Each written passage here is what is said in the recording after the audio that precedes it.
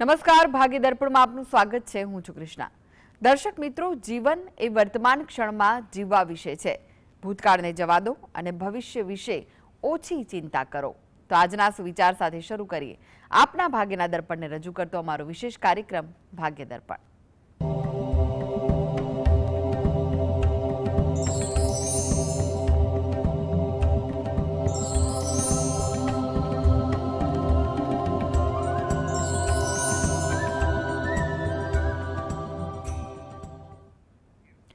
તો ભાગ્ય દર્પણમાં આપના પ્રશ્ન નિરાકરણ, રાશિફળ, પંચાંગ વિશે માહિતી અને માર્ગદર્શન આપવા માટે આપણી સાથે જોડાઈ ગયા છે જાણીતા જ્યોતિષાચાર્ય અને વાસ્તુશાસ્ત્રી હસીતભાઈ પાઠક.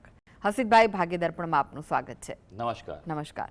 હસીતભાઈ, સૌથી પહેલા જાણવા માંગીશું આજના પંચાંગ વિશે. તો શું કહે છે આજનું પંચાંગ? હા, આજના દિવસની શુભ શરૂઆત કરીએ પંચાંગની જાણકારીથી. આજે વાર છે બુધવાર, વિક્રમ સંવત 2081 ચાલી રહ્યો છે. તારીખ છે 25 જૂન 2025, એટલે આજે છે 25/6/25. આજની તિથિની વાત કરીએ, જેઠ મહિનો ચાલે છે, તેનો વદ પક્ષ એટલે કૃષ્ણ પક્ષની અમાસ છે આજે, એટલે આજે છે જેઠ વદ અમાસ. નક્ષત્ર મૃગશીર્ષ, યોગ ગંડ અને કર્ણ નાગ આવે છે. આજની રાશિ આવે છે મિથુન રાશિ, કે જેના નામાક્ષર હોય છે ક, છ અને ગ. એટલે કોઈ બાળક આજે જન્મે તો તેનું નામ મિથુન રાશિ પરથી પાડવું હિતાવહ રહેશે. ઉપરાંત ગ્રહ ગોચર અને મુહૂર્તની ગણતરી માટે પણ મિથુન રાશિને લક્ષમાં લેવાની રહેશે. દિન વિશેષની વાત કરીએ તો આજે છે અમાવસ્યા, આજે અમાસ છે, આજે દર્શ અમાવસ્યા છે. ઉપરાંત આજે અન્નવાધાન છે, જેઠ મહિનાનો અંતિમ દિવસ. જી, આજની વાસ્તુટીપ શું છે દર્શક મિત્રો માટે? હા, વાસ્તુટીપમાં આપણે વાત કરી રહ્યા છીએ સંબંધોની સમસ્યા વિશે, કે એક કપલ હોય, યુગલ હોય, પતિ પત્ની હોય, તેના જીવનમાં જ્યારે તકલીફો જણાતી હોય છે ત્યારે વાસ્તુશાસ્ત્ર એ મદદગાર શાસ્ત્ર પૂરું થતું હોય છે. ખાસ કરીને બેડરૂમની સ્થિતિ એ ખૂબ અગત્યની છે. બેડરૂમ ઘરના, તમારું જે રહેઠાણ જે છે, નિવાસ સ્થાન છે, ભવન છે, મકાન છે, તેના દક્ષિણ પશ્ચિમ એટલે કે નૈઋત્યમાં હોવું એ શ્રેષ્ઠ મનાય છે. જો ત્યાં જો દંપતી સૂઈ જતા હોય તો એ પરસ્પર ખૂબ ઉત્તમ રહેતું હોય છે. સંબંધોમાં મધુરતા અને સ્થિરતા બંને રહેતી હોય છે. પણ જો આ જ વસ્તુ દક્ષિણ પૂર્વ એટલે કે સાઉથ ઇસ્ટ અગ્નિમાં જો થાય તો આપણે જાણીએ છીએ અગ્નિ જ છે, એટલે પરસ્પર મતભેદો, ક્લેશ, જીવનમાં ઉગ્રતા રહેતી હોય છે. એટલે જો અગ્નિમાં બેડરૂમ હોય તો તે યોગ્ય ગણાતું નથી. આમ પણ એવું કહેવાય છે કે જ્યારે સૂર્ય ઉગે છે અને ત્યારથી જ્યારે દક્ષિણ પૂર્વ તરફ જતો હોય છે ત્યારે ઇન્ફ્રારેડ કિરણોનું પ્રમાણ વધારે હોય છે, જે ઉગ્રતા આપે છે, શારીરિક હાનિ પણ આપે છે. એટલે એ જો તમારા રૂમમાં પ્રવેશતા હોય તો તે પણ હાનિ કરતા હોય છે. ઉપરાંત સૂવાની દિશાનું પણ એટલું જ મહત્વ છે કે માથું દક્ષિણ કે પૂર્વ તરફ રાખીને સૂઈ જવું જોઈએ. જી જી. હસીતભાઈ, 12 રાશિઓનું રાશિફળ જાણે તે પહેલા એક દર્શક મિત્ર આપણી સાથે જોડાઈ ગયા છે. દિનેશભાઈ છે. દિનેશભાઈ, આપને જેમના માટે પ્રશ્ન પૂછવો હોય તેમની જન્મ તારીખ જણાવો. મારા માટે છે, જન્મ તારીખ છે 6/2/1984. જન્મનો સમય કયો છે? સાંજે 6:40. અને જન્મ સ્થળ? પાટણ. પ્રશ્ન જણાવો, શું પૂછવું છે? પ્રશ્ન એ છે કે મારા કરિયરમાં કેવું છે અને બીજો મારા છૂટાછેડા કેસ ચાલુ છે, તો ક્યાં સુધી પૂરો થશે? અને ઘરની અંદર પણ નાની મોટી મુસીબતો ને બધું ચાલુ જ રહેશે. એટલે કેરિયર બાબતે શું પ્રશ્ન છે આપનો ભાઈ? કરિયર બાબતે મારા જે હું એક પ્રાઇવેટ કંપનીની અંદર એઝ એ માર્કેટિંગમાં હું કામ કરું છું, માર્કેટિંગ સેલ્સ એન્જિનિયર તરીકે. તો એની અંદર કે જે માર્કેટિંગમાં જે ફિલ્ડની અંદર જે ઓર્ડર આવવા જોઈએ એ પ્રશ્નમાં રેડી થાય છે પછી એ પોસ્ટપોન થઈ જાય છે. ઓકે, અચ્છા, એટલે તમારા વર્કિંગમાં તકલીફ આવે છે, રાઈટ. સારું. અને છૂટાછેડાનો કેસ ક્યારથી ચાલે છે? છૂટાછેડાનો કેસ મેં 1.5 વર્ષથી મૂકે, પણ અમારા બંનેનું જે સેપરેશન કરું એ 2017 થી છે. એને મારી ઉપર કેસ કરેલા ડોમેસ્ટિક ના નીના. આમાં લાસ્ટ 2 વર્ષ પહેલા મેં 498 દહેજનો પણ કેસ નાખ્યો. સારું, ઓકે, સારું, જોઈ લઈએ ભાઈ. ચાલો, અને ઘરની અંદર પણ ગડબડ ચાલુ રહે છે. હા હા, વાંધો નહીં ભાઈ, આપણે જોઈ લઈએ. તમે જે વિગત આપી છે અનુસાર આપણે તમારી જે જન્મકુંડળી આવી રહી છે તેની વાત કરીએ તો કર્ક લગ્ન આવી રહ્યું છે આપનું. રાશિ આપની મીન રાશિ આવી રહી છે. સુખ સ્થાન છે તેમાં જ મંગળ અને શનિ છે. એટલે એક પ્રકારનો અંગારક દોષ થયેલો છે, એટલે સુખની જીવનમાં હાનિ રહે. અને સૌથી અગત્યની વાત એ છે કે અત્યારે 7.5 ચાલી રહી છે મીન રાશિને, બરાબર ભાઈ? એટલે એ થોડું સાચવીને તો કરવું જ પડે. એટલે કોઈક રીતે ખોટું કરવા પ્રયત્ન કરતા નહીં, આ પહેલી વાત છે, બરાબર છે? જે રીતે યોગ્ય હોય ન્યાયની દ્રષ્ટિએ એ પ્રમાણે જ તમારો કેસ છે સુલઝાવવા પ્રયત્ન કરજો. હજી થોડોક સમય લાગી શકે તેમ છે, બરાબર છે? 2026માં વધારે અનુકૂળતા છે. આમ દિવાળી બાદ આ વર્ષની તમારા છૂટાછેડાના કેસમાં અનુકૂળતા કંઈક વધી શકે તેમ છે. કેરિયર બાબતે જો વાત કરવામાં આવે તો મેં કહ્યું તેમજ કે તમારો કર્મસ્થાનનો સ્વામી એ મંગળ શનિ સાથે જોડાયેલો છે અને તે એક પ્રકારનો અંગારક દોષ બનાવે છે. એટલે ઉતાર ચઢાવ આવે, ઉત્સાહી હો, ઘણું બધું હોય, પણ ક્યારેક તમારાથી કેવું બોલાય તો વ્યવહાર વિચારોમાં અસર થતી હોય છે. અંગારક દોષનું આપ નિવારણ કરાવો. સૌથી અગત્યનું છે ગણપતિ દાદાની ઉપાસના કરો, નિયમિત રીતે કરો.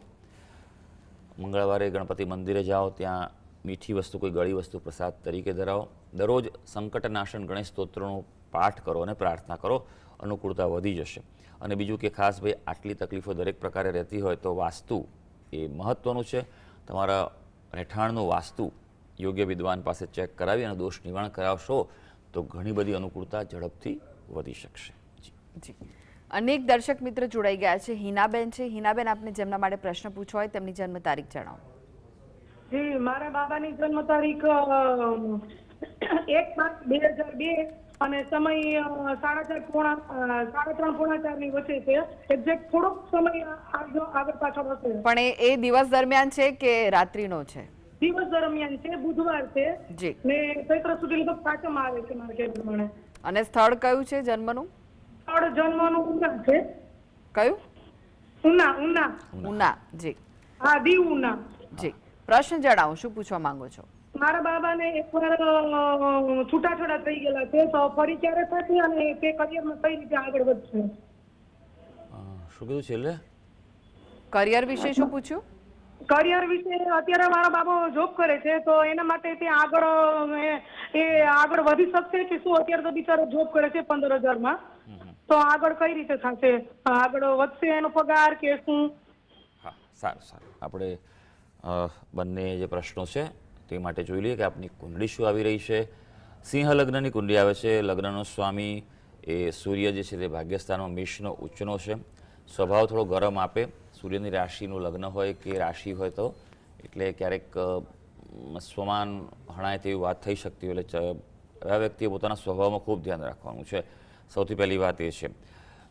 બીજા લગ્નની જો વાત કરવામાં આવે તો શક્યતાઓ મધ્યમ દેખાઈ રહી છે. અત્યારે પણ પ્રયત્ન કરી શકાય એવું છે. આવનારો એ લગભગ 1 વર્ષનો ગાળો સારો છે.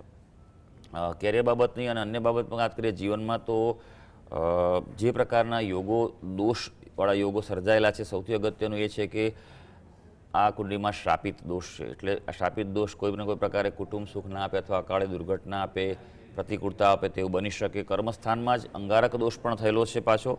એટલે આ બંને વસ્તુનું નિવારણ કરાવો. વિશેષ પદ્ધતિ ગ્રહ ચક્રીય પદ્ધતિથી કરાવો.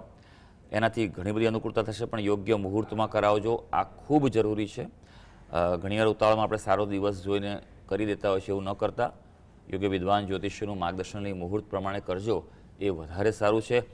બીજું, તમારા કુળદેવીને પ્રાર્થના કરો, એ અનુકૂળતા કરી શકશે અને તેનાથી જ તમારા વિઘ્નો દૂર થશે. સપરિવાર તમારા જે માતાજીનું જે મુખ્ય સ્થાનક હોય કુળદેવીનું, ત્યાં જઈ ત્યાં માતાજીને જે શણગાર પ્રસાદ ધરાવો અને પ્રાર્થના કરશો તો અનુકૂળતા વધી શકશે. જી, નીતિનભાઈ જોડાઈ ગયા છે. નીતિનભાઈ, આપને જેમના માટે પ્રશ્ન પૂછવો હોય તેમની જન્મ તારીખ જણાવો. દક્ષાબેન જોશી, 4/1/1971. જન્મનો સમય? 1:15 સવારના AM, મુંબઈ. પ્રશ્ન જણાવો, શું પૂછવું છે? એમની તબિયત બરાબર નથી અને એમને જે આર્થિક પરિસ્થિતિ બાબતે પૂછવું હતું જરા. બાબા માટે પણ તો પ્રોબ્લેમ છે. શારીરિક તકલીફ શું થાય છે ભાઈ એમને? તબિયતમાં શું થાય છે? તબિયતમાં બસ આ રીતની થઈ તકલીફ રહે છે, માઇગ્રેન નાની બધી થોડી બધી. સારું. પ્રશ્ન એમના વિશે છે તો એમની જે વિગત આપી છે અનુસાર જે કુંડળી આવી રહી છે તેની વાત કરીશું. કન્યા લગ્ન આવે છે આ જન્મ કુંડળીમાં. લગ્નનો સ્વામી જે છે તે બુધ છે તે આ કુંડળીમાં વક્રી થયેલો છે, એટલે લગ્નેશ નબળો છે થોડોક એમ કહી શકાય.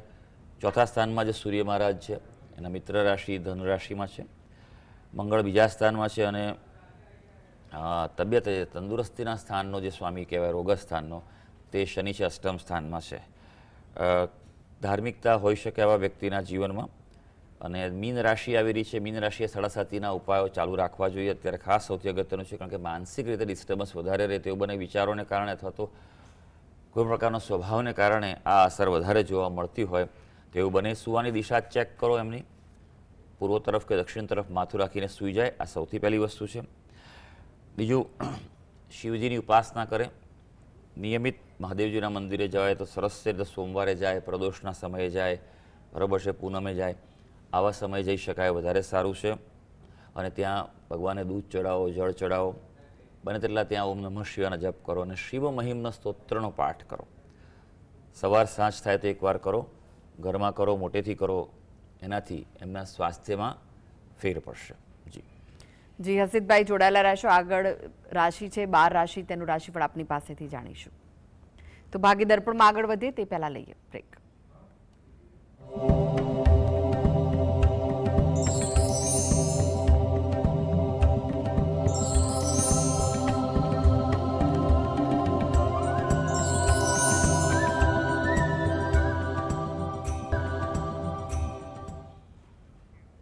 બ્રેક બાદ આપનું સ્વાગત છે અને આપણી સાથે જોડાયેલા છે જાણીતા જ્યોતિષાચાર્ય અને વાસ્તુશાસ્ત્રી હસીતભાઈ પટેલ. હસીતભાઈ, રાશિફળની વાત કરીએ. રાશિમંડળની પ્રથમ 3 રાશિ મેષ, વૃષભ, મિથુન રાશિના જાતકોનો આજનો દિવસ કેવો રહેશે? હા, શરૂ કરીએ આજના દિવસનું રાશિ ભવિષ્ય. સૌથી પહેલી રાશિ આવે છે મેષ રાશિ, જેના નામાક્ષર છે અ, લ અને ઈ. જે પર્યટન ક્ષેત્રે જોડાયેલા છે, જેને બહાર જવાનું રહે છે, માર્કેટિંગ કરતા હોય, યાત્રા પ્રવાસ કરતા હોય, તેવા વ્યક્તિ માટે આજનો દિવસ લાભ આપવા જઈ રહ્યો છે.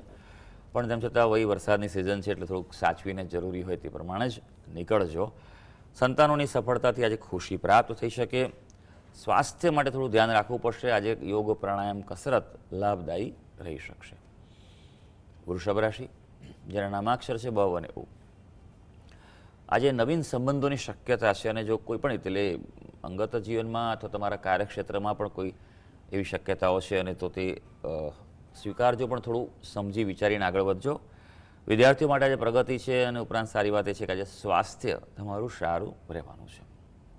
મિથુન રાશિ, જેના નામાક્ષર છે ક અને ગ. ભાઈ, જમીન મકાન ક્ષેત્રે અનુકૂળતા રહેવાની છે. આજે પ્રોપર્ટી બાબતે કોઈ નિર્ણય લેવો તો લઈ શકો. ઘરમાં રિપેરિંગ, ઘરની વસ્તુ કોઈ લાવવાની વિચારી શકાય. વિદ્યાર્થીઓના જે કોઈ પ્રોજેક્ટ હશે સફળતા મળશે. સાંજ સુધીમાં સારા સમાચાર મળી શકે. જી, હવે વાત કરીએ કર્ક, સિંહ અને કન્યા રાશિના જાતકોની. તેમનો આજનો દિવસ કેવો રહેશે? કર્ક રાશિની વાત કરીએ, જેના નામાક્ષર છે ડ અને હ.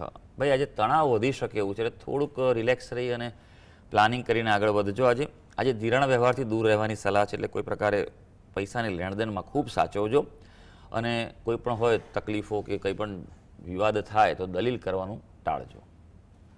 સિંહ રાશિ, જેના નામાક્ષર છે મ અને ટ.